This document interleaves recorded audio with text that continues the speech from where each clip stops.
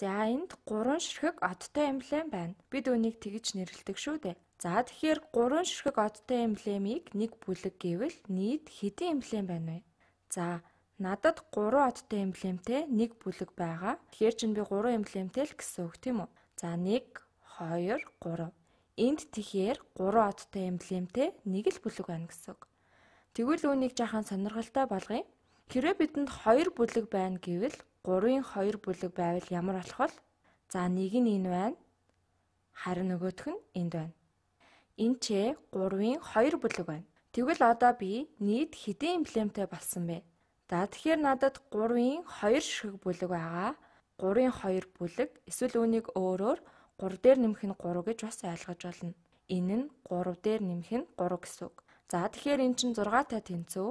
За ингээд харах юм бол 1-ийг гүржих нь 3, 1 ширхэг 3-ын бүлэг нь 3 байна. 2 ширхэг 3-ын бүлэг байх юм бол 2 ширхэг 3 гэсэн үг гэхээр 6. За үүнийг бүгдээрээ бүр илүү сонирхолтой болгоё. Одоо тэгвэл 3-ын 3 бүлэг байна гээ. 3-ын 3 бүлэг. Энэ тэгвэл хэд гарах вэ? За 3-ын 3 бүлэг байгаа. Тэгэхээр би үүнийг 3-ыг үржих нь 3 гэж чинь. Тэгэл одоо энэ одтой эмблем нийт хэд болох вэ? Энэ нь 3 дээр нэмэх нь 3, нэмэх нь 3 болно. За та нар сайн харах юм бол 3 3 байгааз энд 2 ширхэг 3 байна, энд 1 3 байна. Энд тэгэхээр 3 дээр нэмэх нь 3, нэмэх нь 3 тэнцүү 9 болно. За бүгдээрээ үүнийг тоолсонж болно.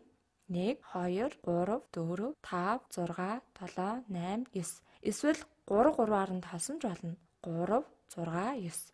Яг яагаад байгааг нь ойлгосон байх гэж бодож байна. За одоо хэдүүлээ өшөө олныг бодъё. 3-ын 4 бүлэг байгаа гээ. 4 3 хэд байхыг бодцгоё. 1 2 3 4. Энд ингээд 3-ын 4 бүлэг байгаа. Үүнийг хэдүүлээ 4-ийг үржих нь 3 гэж чиж болно. Эн чинь 3 дээр нэмэх нь 3, нэмэх нь 3, нэмэх нь 3 гэсэнтэй адилхан. За бүгдээрээ үүнийг ажиглаад харах юм бол надад 4 3 байгаад 1 3 2 3 3 3 4 3. 1 3 2 3 3 3 4 3. Тэгэхээр хариу маань 3 6 9 12 гэсэн үг. За 12. За одоо хүүхдүүдээ энэ хичээл маань бараг дуусч байгаа юм чинь та нар ингээд үргэлжлүүлээд бодоод байгаарай. Тэгэхээр та хэд 5-ыг үржих нь 3, 6-г үржих нь 3, 7-г үржих нь 3, 8-ыг үржих нь 3, 9-ыг үржих нь 3, 10-ыг үржих нь 3 хэд байхыг өөрсдөө олно.